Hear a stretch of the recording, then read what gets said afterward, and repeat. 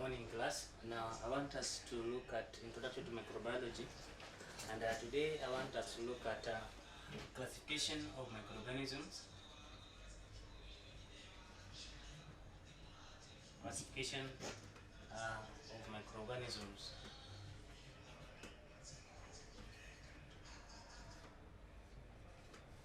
This will be our topic. Now, microorganisms, we had said before in our previous class that these are organisms which are very small. They are very minute. They cannot be observed with the naked eyes. So you need a magnifying lens or a microscope for you to observe them clearly and observe the content of their cells.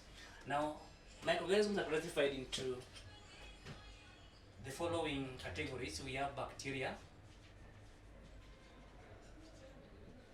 we have viruses, we have protozoa, that is 1, 2, protozoa or protoctista. Then we have the fungi, and also we shall be looking at the parasites, which are associated with the microorganisms. Now I want us to look at bacteria. Bacteria, the classification of bacteria.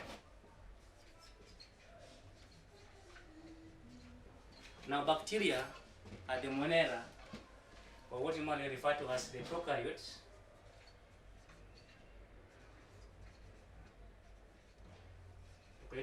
Microorganisms, just call them prokaryotes. Now, bacteria, the reason why they are called prokaryotes is because their nucleus lack a cell membrane,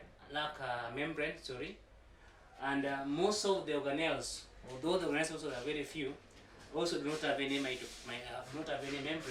That's why they are referred to as the prokaryotes. So basically, prokaryotes are organisms whose cells do not have the membrane enclosing them. The nucleus lacking the membrane, the cell organelles lacking the membrane, and so on. Now, bacteria are classified into the following categories. To classification of bacteria. Now, we can classify bacteria based on morphology. That is based on the shape. We can also classify bacteria based on flagellation, whether they have flagella or not. We can also classify bacteria based on respiration or metabolism, or the use of oxygen. We can also classify bacteria based on nutrition. Based on nutrition, we are also able to make their own food, and then those which feed or use other source of food. Okay. Now I want us to look at morphology. Morphology. Classification of bacteria. Morphology. So say looking at bacteria now. The classification based on morphology.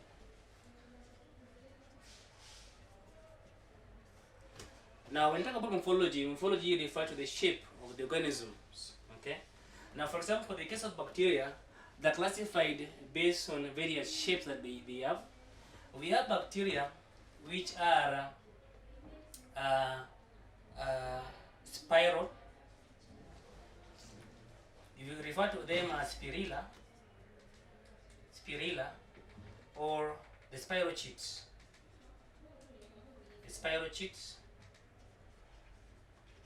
And a good example of spirochete is the Treponema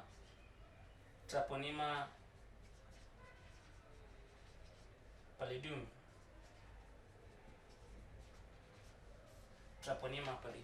Now we shall continue from there in our next class.